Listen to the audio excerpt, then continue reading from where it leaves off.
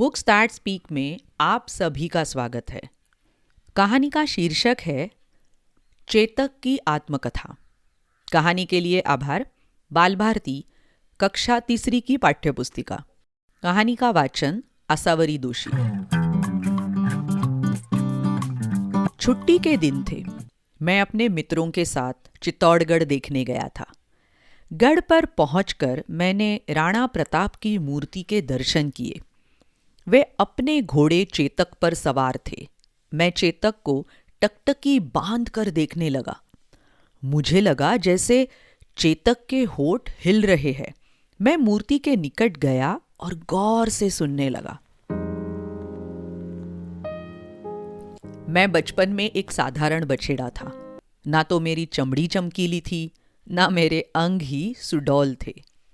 पतली पतली टांगों पर मैं लड़खड़ाता था। मेरे साथी मेरा मजाक उड़ाते थे।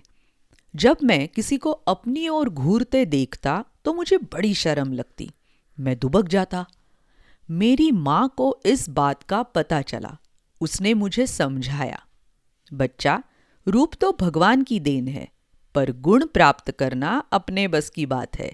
तुम अपने गुणों के कारण ही अपने साथियों में चमकोगे। कमजोर टांगों को देखकर मुझे दुख होता था। मेरी माँ अच्छा घास दाना पहले मुझे खा लेने देती।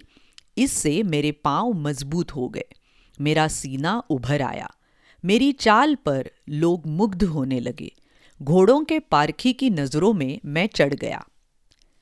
एक दिन मुझे राणा प्रताप की सेवा में उपस्थित किया गया। उनके सामने मैंने सिर झुका लिया। राणा ने मुझे सिर से पांव तक देखा। उन्होंने मेरी रास पकड़ी और मुझे पसंद कर लिया। मेरी गर्दन पर हाथ फेरते हुए उन्होंने मुझे चेतक कहकर पुकारा। तभी से संसार मुझे चेतक के नाम से जानता है।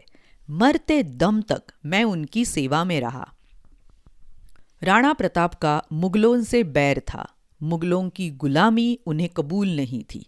बराबर युद्ध हुआ करता था। राणा देशभक्त थे। वे आज़ाद रहना चाहते थे। इसीलिए युद्ध बराबर चलता रहता था।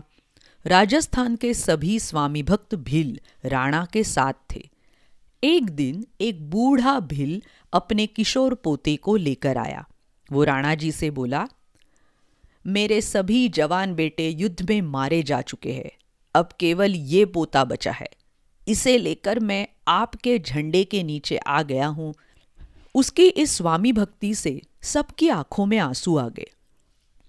किंतु राणा का सगा भाई शक्ति सिंह राणा से नाराज था। वो राणा को नीचा दिखाने के लिए अकबर के दरबार में चला गया था। युद्ध आरंभ हो गया था। राणा जी मुझ पर सवार थे। आज की लड़ाई में ही सारा निपटारा करना था। राणा जी शत्रु सेना में घुसकर खूब लड़े। घमासान युद्ध हुआ। मैं घायल हो गया था, पर अपने स्वामी की तरह मुझ पर भी जोश सवार था। अचानक शत्रुओं ने हमें चारों ओर से घेर लिया था। अब तो मैं कांप उठा। कहीं राणा जी को ये मार ना डाले। प्राण संकट में होते हुए भी राणा जी युद्ध से हटना नहीं चाहते थे। मैं उनके प्राण बचाना चाहता था। इसलिए उनके रोकने पर भी शत्रु सेना को तीर की तरह चीरता हुआ मैं दूर निकल गया। दो मुगल सिपाही और शक्ति सिंह अपने घोड़े दौड़ाते हुए मेरा पीछा करने लगे। मेरे घावों से खून बह रहा था। फिर भी सारी शक्ति लगाकर मैं रास्ते का नाला लांघता राणा जी को सुरक्षित दूसरे किनारे पर ले आया। शक्ति सिंह के हृदय में भाई का प्यार जागा।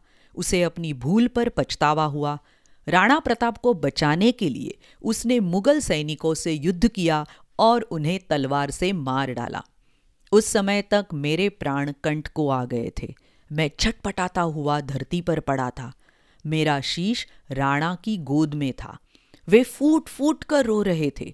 शक्ति सिंह और राणा दोनों भाई गले मिले। शक्ति सिंह पास ही खड़े राणा को मना रहे थे। राणा किसी भी हालत में मुझे छोड़कर जाने को तैयार ही नहीं थे। मेरी आंखों में संतोष के आंसू उमड़ आए। इसी समय मेरे कानों में कुछ आवाज आई। मुझे लगा आवाज मेरी माँ की है। वो कह रही थी, बेटा, तूने मेरे दूध की लाज रख ली। कैसी लगी ये प्यारी सी इतिहास की एक कहानी? और ऐसी बहुत सारी कहानियाँ सुनने के लिए बुक्स दैट स्पीक इस चैनल पर ज़रूर आइएगा। Website www.booksthatspeak.com, Instagram ID books that speak. मिलते हैं अगली प्रस्तुति में। बाय बाय, धन्यवाद।